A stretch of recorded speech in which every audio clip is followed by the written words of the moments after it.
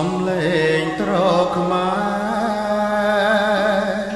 ក្រោមខែរមក្លិនស្នេហ៍អាសោចទាពេញលោកី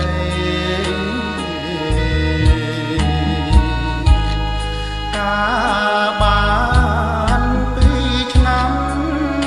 ប្រសាទបុត្រីប្រពន្ធក្បត់ប្តីលួចលៀងស្នេហាកាលបងស្នេហ៍អូនក្រាបលូនណាសំផ្ទះនៅមុខចាស់ចាស់បាយពោកាស្លា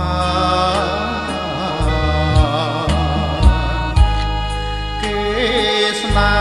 ហ៍ស្រីវិញគេមិនបាច់ការហួចហៅដូចលីរត់ឡើងឡានគេរួមជាទេវតាចិត្តជានៅថ្ងៃក្រោយគេវាំងស្បែកដុំដូច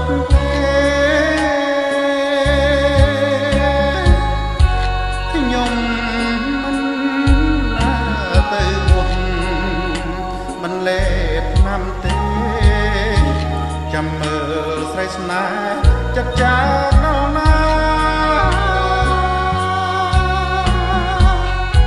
អោចៅចិនព្រាមស្រែកឃ្លានណាអត់មហាបណ្ដាច់សង្វាស់អូនពីអរា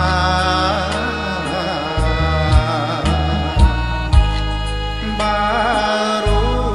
បព្រានវៃព្រានឈឺយ៉ាងណាសូមចាស់កម្មពីផ្ដំទីព្រានផង